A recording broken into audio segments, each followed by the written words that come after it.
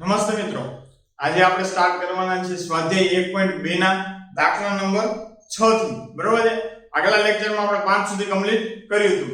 તો હવે નેક્સ્ટ છઠ્ઠો દાખલો શું કહેવા માંગે છે? તો છઠ્ઠા દાખલામાં કહે છે કે a બરાબર 1 2 અને 3 આપેલા છે, b બરાબર 4 5 6 અને 7 છે,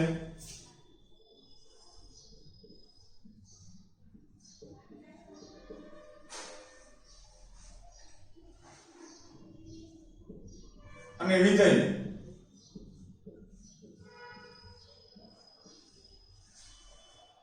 f a થી b આપેલું છે, મેપિંગ a થી b આપેલું છે એમ. તો f બરાબર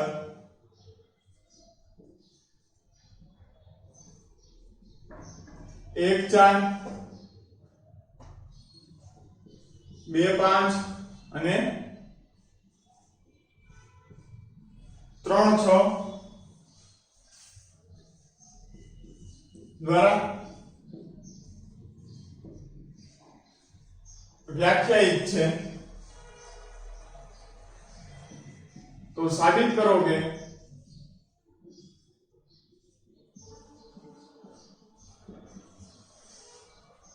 f એકક છે.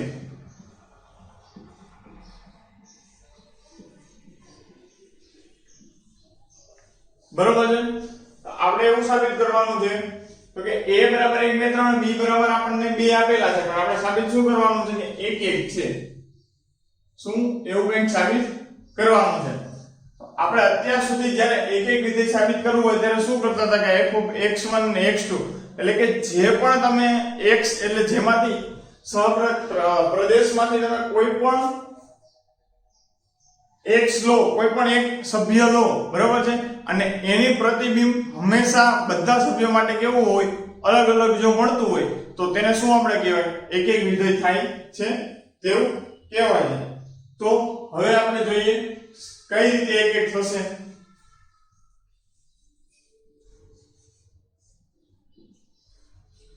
તો પહેલા તો આને હું વેન આકૃતિમાં દર્શાવી દઉં, એ રીતે પણ સાબિત થાય છે અને તમે ડાયરેક્ટ જોતા પણ સાબિત થઈ જશે. કઈ રીતે? તો હું પહેલા તો વેન આકૃતિ દોરી લઉં કે ગણ a આપેલો છે, બરોબર છે. ગણ a નું મેપિંગ ક્યાં છે? b સાથે. અને ગણ b શું આપેલો છે? તો ગણ a માં 1 2 અને 3 આપેલા છે, ત્યારે ગણ b માં 4 5 6 અને 7 આપેલા છે, બરોબર છે. તો હવે સંબંધ ક્યાં ક્યાં છે, એટલે કે એ વિધેય ક્યાં ક્યાં છે? એમાં f 1 અને 4, એટલે કે 1 નો એટલે તમે f of x માં f of x કંઈક x ની વેલ્યુ જ્યારે 1 લો છો તો એનો આન્સર શું આવે છે? 4. પછી 2 લો છો તો આન્સર શું આવે છે? 5. 3 લો છો ત્યારે આન્સર શું આવે છે? 6. એટલે તમે અહીંયાથી જ જોઈ શકો છો, ગમે ત્યારે એક પર્ટીક્યુલર એક લીધો ત્યારે આન્સર 4 આવ્યો, બે લીધો ત્યારે આન્સર 4 નથી આવતો. પ્રતિબિંબ કેવું મળે છે? અલગ, એટલે કે 5 મળે છે. 3 લો છો ત્યારે પ્રતિબિંબ કેવું મળે છે? 6, એટલે કે અલગ મળે છે. બધાના પ્રતિબિંબ કેવા મળે છે? અલગ મળે છે. તો આપણે અહીંયા તમે કહી શકો છો કે f of x1 x2, બરોબર છે, જ્યાં x1 x2 થાય છે, કારણ કે પ્રતિબિંબ કેવા મળે છે? x1 નું પ્રતિબિંબ x1, x2 નું પ્રતિબિંબ x2, એટલે કે અલગ અલગ મળે છે એમ. હવે f of 1 અને f of q લઉં છું, f of 1 ને f of 2 લઈ લઉં છું, બરોબર છે. અહીંયા એક્ઝામ્પલ તરીકે f of 1 f of 2, તો f of 1 એટલે 4 બરાબર f of 2 એટલે q મળી જશે 5, બરોબર છે. હવે અહીંયા અલગ અલગ મૂળ વાત કઈ કરવાની છે આપણે? પ્રતિબિંબ અલગ અલગ થતા હોય અને જો સરખા થતા હોય તો એક થશે નહીં. પ્રતિબિંબ કેવા થાય છે? અલગ અલગ. તો તમે અહીંયા લખી શકો છો કે પ્રદેશના કોઈ પણ સભ્યના પ્રદેશમાંથી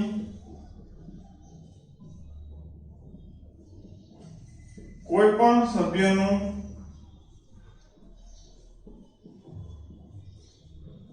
પ્રતિબિંબ સરખું મળતું નથી.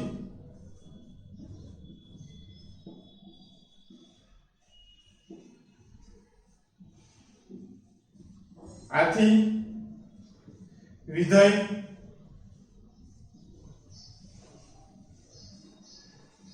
એક છે, બરાબર છે? તમે આ લખી શકો. તો હવે પ્રતિબિંબ કેવા મળી જાય છે? અલગ અલગ મળી જાય છે. તો હવે આપણે આ સાબિત થઈ ગયું કે f કેવો છે? એક વિધેય છે. હવે આના પછીના નેક્સ્ટ દાખલા તરફ આગળ વધીએ.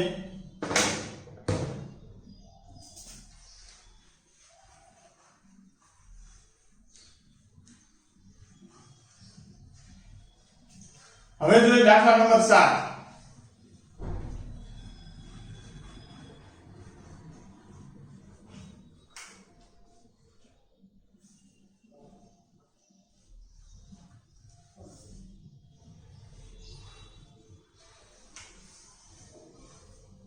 હવે આપણે જોવાના છીએ દાખલા નંબર 7.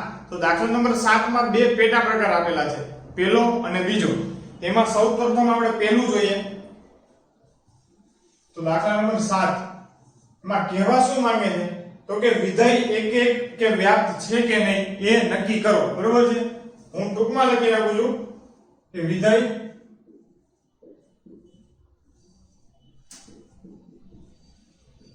એક અને વ્યાપ્ત છે કે નહીં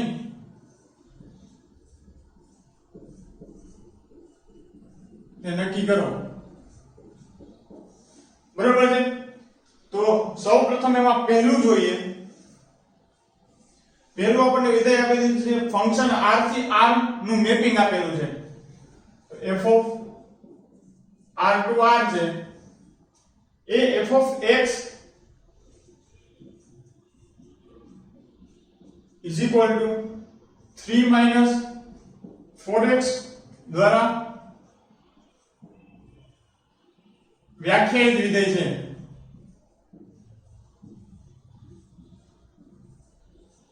બરોબર છે? તો હવે આમાં જોઈએ, આપણને વિધેય આપી દીધેલું જે છે એમાં આ જે વિધેય છે f of x 3 minus 4x. તો આ વિધેય છે એક છે કે વ્યાપ્ત છે કે બંનેમાંથી એક પણ નથી એ આપણે નક્કી કરવાનું છે. ઘણા મને કમેન્ટમાં અને મને કમેન્ટ બોક્સમાં ઘણા મેસેજ આવ્યા હતા કે સર અમને જે આપણે વ્યાપ્ત વિધેય છે એ બરોબર સમજાતો નથી. તો જ્યારે વ્યાપ્ત વિધેય આપણે જોશું ત્યારે એને પ્રોપર તમને પહેલેથી જ એને પાછી સાબિતી હું આપીશ. એટલે તમને વ્યાપ્ત વિધેય કોઈ પણ વિધેય આપેલો હોય ત્યારે એ છે કે નહીં એ તમને સમજાઈ જશે. તો આનો આન્સરમાં આપણે લખીએ.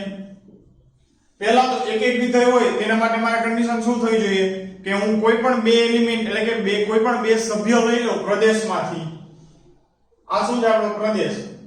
આ પ્રદેશમાંથી હું કોઈ પણ બે સભ્ય લઈ લઉં, એના કોઈ પણ બે સભ્યના પ્રતિબિંબ કેવા હોય છે? અલગ અલગ. એટલે કે f of x1 = f of x2 = x1 અને x2. બરોબર છે? બંને પ્રતિબિંબ કેવા હોય છે? અલગ અલગ. તો ચાલો આપણે એ જોઈએ.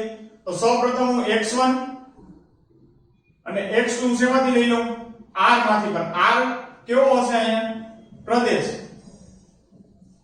તો r માંથી મેં લઈ લીધા. હવે આની કન્ડિશન હું લગાડી દઉં. f of x1 = f of x2.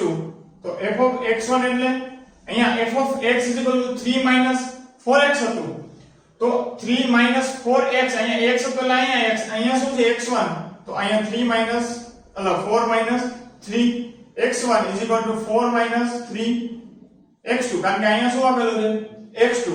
તો પહેલા તો આ 4 cancel. -3x1 = -3 x2 minus minus plus 3 cancel. તો આન્સર શું હોય જશે આપણો? x1 = x2. એટલે કન્ડિશન સાબિત થઈ જાય. તો કે આ વિધેય x1 જો આપણે f of x1 આ રીતે થઈ જાય x1 = x2 એટલે કે બંનેની x1 ની પ્રતિબિંબ અલગ અને આની પ્રતિબિંબ બંને અલગ અલગ હોય છે. તો કહી શકીએ કે વિધેય છે એક છે.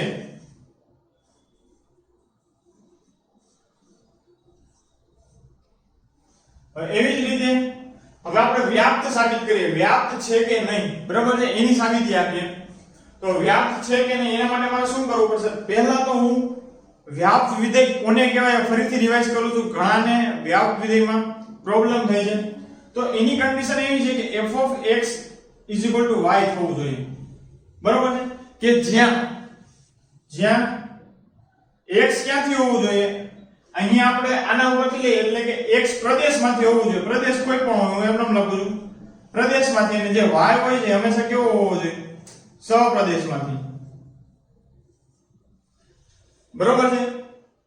તો હું જો સહપ્રદેશ કોઈ પણ હું લઈ શકું, જો હવે અહીંયા મને સહપ્રદેશ r છે, તો હું r નો કોઈ પણ એલિમેન્ટ લઈ લઉં, તો એના માટે આ જે f of x વાળી જે કન્ડિશન જે આપણને વિધેય આપેલ હોય કે f of x 3 - 4x, જો એ કન્ડિશન સાબિત થઈ જતી હોય તો એ હંમેશા કેવું હોય છે, વ્યાપ્ત વિધેય. ઘણાને એ પ્રોબ્લેમ થાય છે કે અહીંયા આની પહેલાનો જે સમ હતો કે ભાઈ x માનાંકમાં વિધેય હતો, કે આ રીતે x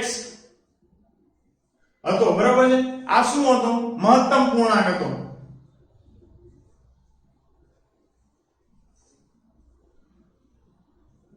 તો મહત્તમ પૂર્ણાંક હતો તો ત્યાં એક તો બધાને એક વિધેય છે કે નહીં એ તો તમને બધાને ખબર પડી ગઈ હતી, પણ આમાં આ વિધેય વ્યાપ્ત છે કે નહીં એ તમને નહોતી ખબર. મહત્તમ પૂર્ણાંક એટલે તમે કોઈ પણ પોઈન્ટ વાળી સંખ્યા લઈ લો, એટલે કે માની લો કે હું f of 1.5 લઈ લો, બરાબર, x ની વેલ્યુ, અને આના બરાબર જો આ રીતે મહત્તમ પૂર્ણાંક વિધેય હોય તો મહત્તમ પૂર્ણાંક 1.5 હોય તો આનો આન્સર શું થાય, તો કે આનાથી નજીકની સૌથી મોટી પૂર્ણાંક સંખ્યા થાય. આ છે એ અપૂર્ણાંક સંખ્યા છે, પૂર્ણાંક સંખ્યા નથી, એટલે આનો આન્સર હંમેશા કેવો આવે, 1 આવે. બરાબર છે. 1.6 હોય તો એ કોની નજીક હશે, તો એ 2 ની નજીક ગણાશે, તો એનો આન્સર શું આવે, 2. એટલે મહત્તમ પૂર્ણાંક તમને કન્ડિશન આપેલી છે કે x કેવો હોય, મહત્તમ પૂર્ણાંક. પછી આપણે શું જોવાનું છે કે એ સહપ્રદેશ ને પ્રદેશમાં છે કે નહીં. તો આપણે ત્યાં શું લીધેલું હતું, તો ત્યાં મેં તમને એક્ઝામ્પલ એ રીતે આપ્યું હતું કે હું કોઈ પણ 1.5 છે ત્યાં r માંથી લઈ લઉં. r એટલે વાસ્તવિક સંખ્યામાં તો અપૂર્ણાંક સંખ્યા તો આવે છે, બરોબર છે, એટલે 1.5 સેમાં લઈ લીધી હતી r માંથી, એટલે આ અપૂર્ણાંક સંખ્યા છે, અને r શું છે, સહપ્રદેશ. બરોબર છે. હવે f of x જ્યારે y હોય છે, બરોબર છે, તો હું આ y બરાબર 1.5 લખી શકું, કારણ કે મેં y એટલે સહપ્રદેશમાંથી હોય છે 1.5 એટલે હું એના બરાબર 1.5 લખી શકું.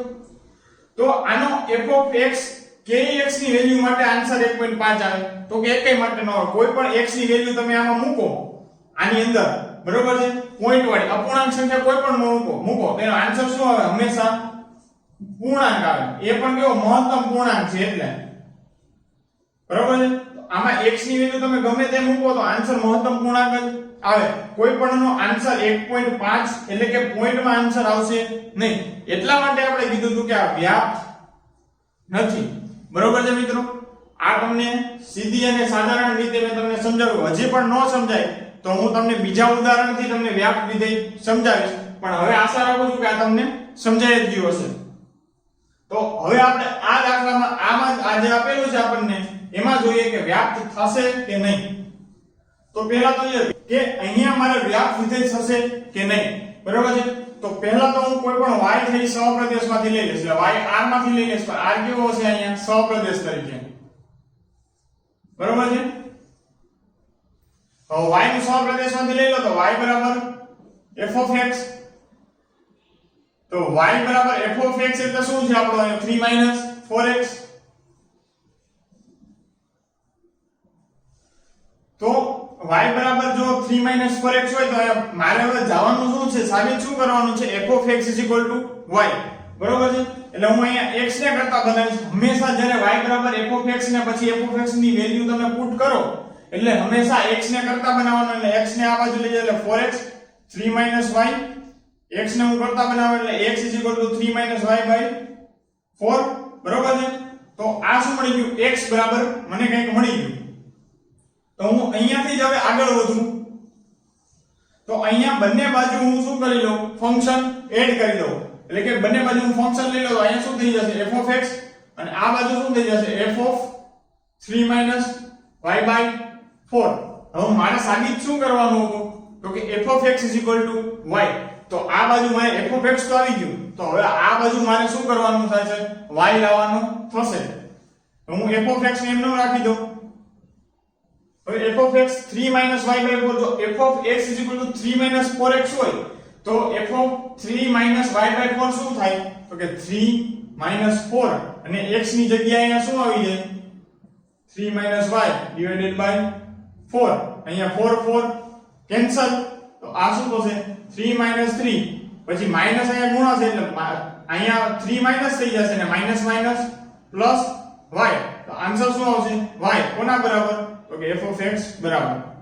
તો અહીંયા શું થઈ જશે? એટલે આનો મીનિંગ શું થયું કે x છે એ r માંથી છે એટલે કે પ્રદેશમાંથી છે, અને એવી જ રીતે y છે એ શેમાંથી છે? સહપ્રદેશ. બરોબર છે? અહીંયા કહી શકીએ કે આ વિધેય કેવો છે? આ વિધેય કેવો છે? વ્યાપ્ત. બરોબર છે? તો આપણો જે આ સાતમાનો પહેલો જે સમ હતો એ અહીંયા પૂરો થાય છે. હવે આના પછી નેક્સ્ટ આપણે એનો પેટા પ્રકાર બીજા તરફ આગળ વધીએ. તો એ બીજામાં શું કીધેલું છે? તો બીજામાં પણ તમને આવું કંઈક ફંક્શન આપેલું છે, એ જ ફંક્શનને તમારે એક એક છે કે નહીં એ કહેવાનું છે. તો આપણે એ સાબિત કરીએ.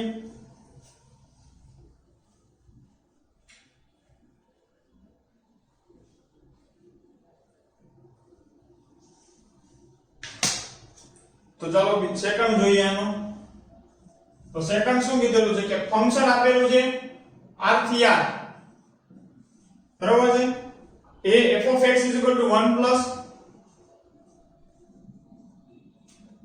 plus x square દ્વારા વ્યાખ્યાયિત થઈ છે.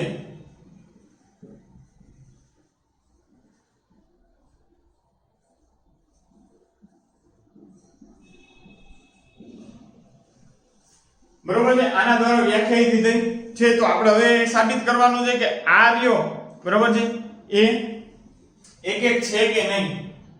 પહેલા તો આપણે એક એક તરફ વધીએ કે એક એક છે કે નહીં એ આપણે સાબિત કરી લઈએ. તો એક એક થવા માટે મારે x1 ને x2 કંઈક જોશે. એ શેમાંથી મારે લેવા પડશે? પ્રદેશમાંથી. એટલે મેં x1 અને x2 હું r માંથી લઈ લઉં. r પણ અહીંયા શું હશે? પ્રદેશ હશે. હવે મેં પ્રદેશમાંથી x1 ને x2 લઈ લીધા. તો હવે એના પછી જોઈએ તો f of x1 f of x2. બરાબર છે? હવે f of x1 શું થઈ જશે? તો અહીંયા x ની જગ્યાએ x1 થઈ જશે એટલે 1 plus x1 square અને અહીં x2 છે તો ત્યાં x1 plus x2 નો સ્ક્વેર. અહીંયા 1 1 કેન્સલ. હવે શું છે? x1 નો સ્ક્વેર x2 નો સ્ક્વેર. તો ઘણા એવું કરે, ભૂલ અહીંયા કરે છે કે x1 સ્ક્વેર x અને સામે x2 સ્ક્વેર સ્ક્વેર સ્ક્વેર ઉડાડી અને x1 x2, પણ એ થતું નથી. તમને ખબર હશે કે કોઈ પણ x નો સ્ક્વેર એમ 4, તો આનો આન્સર શું આવે? Plus or minus 2. કારણ કે પ્લસ 2 નો સ્ક્વેર કરો તોય આન્સર 4 આવે અને માઈનસ 2 નો સ્ક્વેર કરો તો પણ આન્સર કેવો આવે? 4 આવે. બરોબર છે? તો બંનેમાં તમે આન્સર 4 આવે એટલે અહીંયા શું આવશે? x1 plus or minus x2. બરોબર છે? તો પ્લસ ઓર માઈનસ શું આવશે? x2. તો આનો મીનિંગ શું થાય કે તમે કોઈ પણ x લો તો એક x ની કોઈ પણ બે અલગ અલગ x લો તો એની પ્રતિબિંબ એક જ મળે. કઈ રીતે? તો હું અહીંયા f of x માં હું એમ લઉં કે f of 2, તો આનો જવાબ શું આવે? 1 plus 4 એટલે 5. એવી જ રીતે હું -2 લઉં તો એનો આન્સર પણ શું આવે? 1 plus 4 5. એટલે કે પ્રતિબિંબ કેવા મળ્યા બંનેના? બે અલગ અલગ ઘટકો માટે પ્રતિબિંબ કેવા મળશે? સરખા. જો પ્રતિબિંબ સરખા હોય તો એ વિધેય ક્યારેય પણ એક એક થતો નથી. જો પ્રતિબિંબ અહીંયા સરખા છે તો આ વિધેય કેવો થઈ જશે? જો અહીંયા પ્રતિબિંબ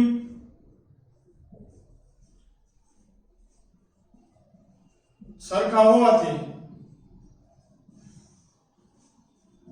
વિધેય કેવો છે?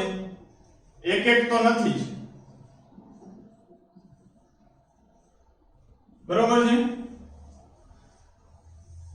તો હવે એના પછી આપણે જોઈએ કે વ્યાપ્ત છે કે નહીં. તો અહીંયાથી આપણને પહેલા તો ખબર પડી જાય કે આપણી પાસે શું છે? તો કે f of x 1 plus x square. બરોબર છે? તો f of x = 1/x² હોય તો અહીંયા કોઈ પણ તમે કિંમત મૂકો તો આની વેલ્યુ હંમેશા કેવી થશે? એ 0 કરતા મોટી. કારણ કે તમે કોઈ પણ ઋણ સંખ્યાનો પણ સ્ક્વેર કરો તો એ હંમેશા કેવો થઈ જશે? પોઝિટિવ નંબર આવી જશે. એટલે 0 કરતા હંમેશા કેવી મોટી? અને 0 લો તો પણ અહીંયા આન્સર શું આવશે? 1. એટલે હંમેશા આન્સર કેવો આવશે? 0 કરતા મોટો. કોઈ પણ r માંથી તમે x લો તો એક આમાંના વેલ્યુ મૂકો તો હંમેશાનો આન્સર કેવો આવશે? 0 કરતા મોટો. એટલે આન્સર આવે એટલે મેં તમને આગલામાં કીધું કે કોઈ પણ વિધેયનો જે આન્સર આવે f of x તરીકે તો ઈ શું થઈ જાય? એનો વિસ્તાર. અહીંયા શું થઈ જશે? f of x ધન જ આવે એટલે એનો વિસ્તાર પણ ધન જ હશે. તો વિસ્તાર પણ ધન હોય પણ અહીંયાનો સહપ્રદેશ શું છે? આ. પણ સહપ્રદેશમાં તો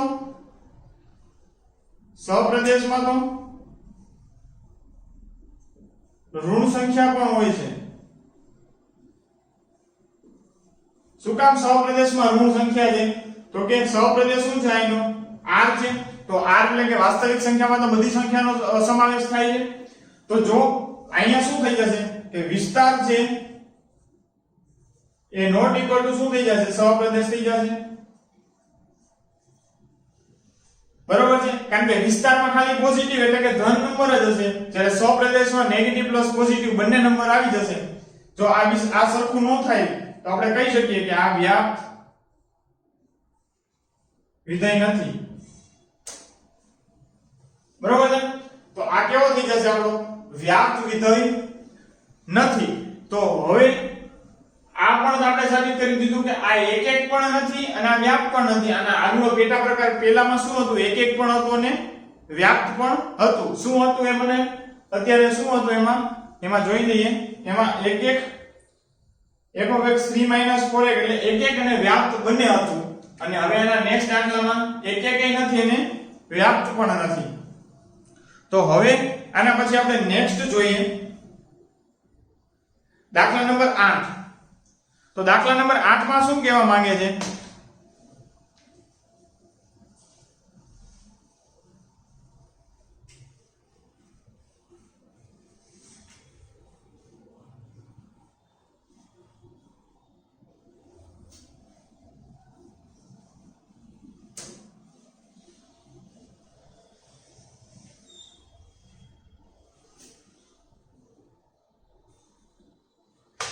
તો આ દાખલા નંબર 8 માં શું કીધું છે કે a અને b આપેલ ગણ છે.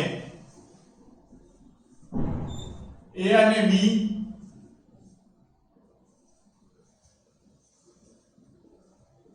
આપેલા ગણ છે. સાબિત કરો કે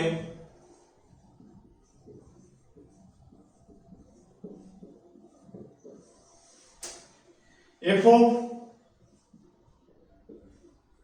a cross b છે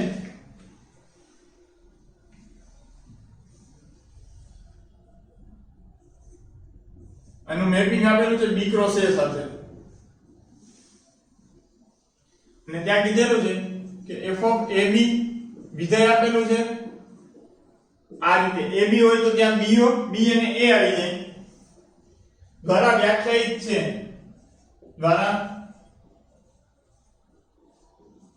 વ્યાખ્યાયિત વિધેય એક અને વ્યાપ્ત છે.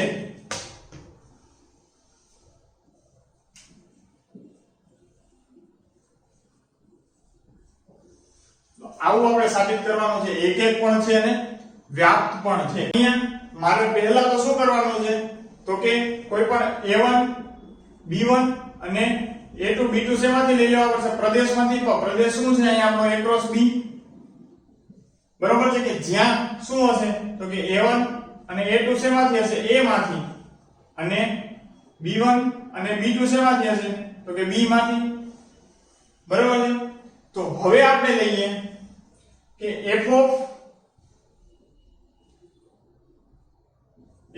a1 b1 બરાબર f of a2 b2 તો આનો શું થઈ જશે જો a1 b a b હોય તો એનું b b a થઈ જતું તો અહીંયા a1 b1 છે તો આનું શું થઈ જશે b1 a1 અને અહીંયા a2 b2 છે તો આનું શું થઈ જશે b2 a2 બરાબર છે તો આના પરથી શું થશે કે b1 બરાબર b2 લખી શકાશે એવી જ રીતે અહીંયા a1 બરાબર a2 લખી શકાશે જો આના બરાબર આ લખી શકાતો હોય તો આપણે આને આમ લખી શકીએ આ ને કે a1 b1 બરાબર a2 b2 કારણ કે અહીંયા આપણે a1 બરાબર શું થઈ ગયું a2 અને b1 બરાબર b2 એટલે આપણે આ કન્ડિશન સાચી થઈ ગઈ તો આના ઉપરથી આપણે એમ કહી શકીએ તો આના આ શું થઈ ગયું તો કે આ b1 બરાબર આ શું થઈ ગયું f of a2 b2 તો આના ઉપરથી કહી દઈએ કે આ શું છે પહેલા તો એક એક વિધેય કેવો છે